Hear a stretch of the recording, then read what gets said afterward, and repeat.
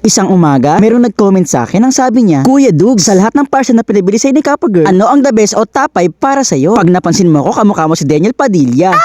Loh, may pasigaw Kappa Girl yan. Eka, ano nga ba? Sobrang dami na kasi pinabili sa akin ni Kappa Girl ng mga cute na bagay. Mukhang mahirap sagutin to Pero kung gusto niyo talagang malaman kung ano ang top 5 para sa akin, sige, ito, sasagutin ko na. Ang pang top 5 nga pala sa akin listahan ay itong doorbell. Nung bata pa kasi ako, akala ko ang doorbell pang mayaman lang. Nung bata din kasi ako, akala ko dati, mahal magpakabit ng doorbell. Akala ko baka kailangan pa ng technician. Mura lang pala ang doorbell at desalpak pa. Sobrang laking tulungan nito. Kapag may dumating akong parcel na hindi ko naririnig, magdo-doorbell lang sila. Yung pinakapindutan ng doorbell nga pala, syempre, nandito sa labas. Dikit lang yan sa pader at hindi matatanggal.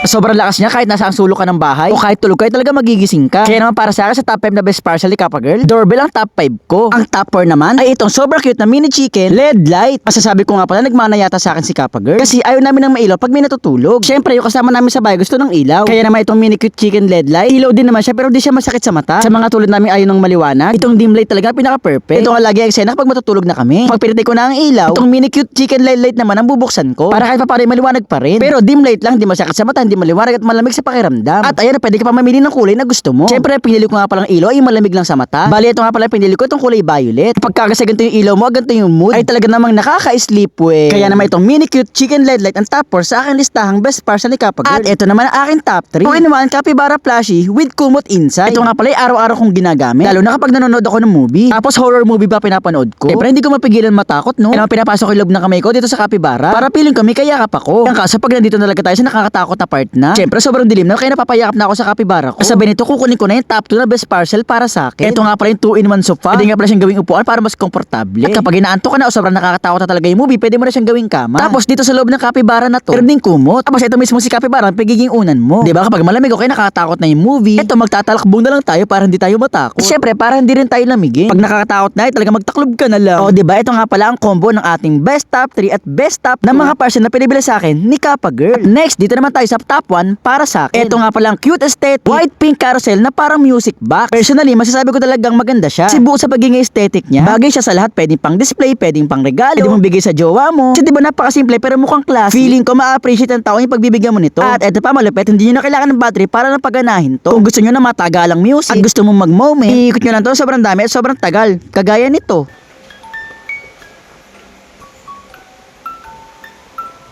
Sobrang nakakasenti nga pala yung tugtog nito. Hindi naman malungkot yung sounds pero parang nakakaantok dahil sobrang sarap pakinggan. Parang nangihele.